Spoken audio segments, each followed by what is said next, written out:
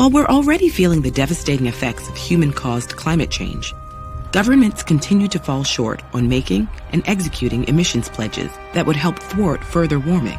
So, what will our world look like in the next 30 to 80 years if we continue on the current path? While it's impossible to know exactly how the next decade will unfold, scientists and climate experts have made projections, factoring in the current state of affairs. This future we're about to describe is bleak, but remember, there's still time to ensure it doesn't become our reality. It's 2050. We've blown past the 1.5-degree target that world leaders promised to stick to. The Earth has warmed 2 degrees since the 1800s, when the world first started burning fossil fuels in mass scale. Reports on heat waves and wildfires regularly fill the evening news. Summer days exceed 40 degrees in London and 45 degrees in Delhi, as extreme heat waves are now 8 to 9 times more common.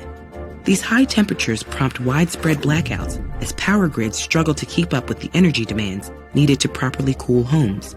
Ambulance sirens blare through the night, carrying patients suffering from heat stroke, dehydration, and exhaustion.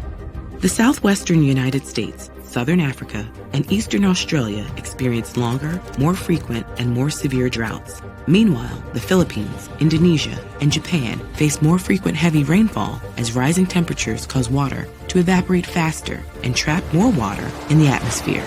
As the weather becomes more erratic, some communities are unable to keep pace with rebuilding what's constantly destroyed. Many move to cities where they face housing shortages and a lack of jobs. A resource squeeze is felt in newborn intensive care wards as the rising temperature and air pollution cause higher rates of premature and underweight births. More children develop asthma and respiratory disease, and rates balloon in communities regularly exposed to forest fire smoke. The global emissions added to the atmosphere each year finally start to level off thanks to government action, but it's decades too late. We failed to reach net zero in time. As a result, by 2100, the Earth has warmed another 0.5 to 1.5 degrees. Over half of our remaining glaciers have melted. As the sea heats up, its volume increases due to thermal expansion. Together, this elevates sea level by well over a meter. Entire nations, like the Marshall Islands and Tuvalu, are uninhabitable, as large swaths of their islands are submerged. Some islands, like the Maldives, spend billions building interconnected rafts that house apartments, schools, and restaurants that float above its drowned cities. Resettled climate migrants in Jakarta, Mumbai, and Lagos are forced to abandon their homes once again as rising tides and extreme storms flood buildings and crumble infrastructure. Overall, 250 million people are displaced. Some affluent cities like New York and Shanghai attempt to adapt, elevating buildings and roadways. 10-meter-tall seawalls line the city's coasts.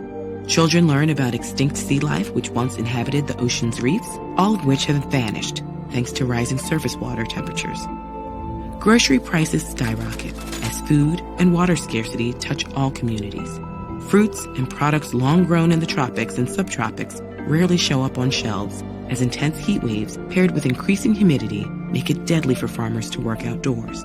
Unpredictable heat waves, droughts, and floods cripple small-scale farmers in Africa, Asia, and South America, who previously produced 1/3 of the world's food. Hundreds of millions of people are pushed into hunger and famine. Climate predictions can feel overwhelming and terrifying, yet many of the experts responsible for these assessments remain optimistic. Since countries have first begun taking steps to lower their emissions, warming projections have shifted downwards.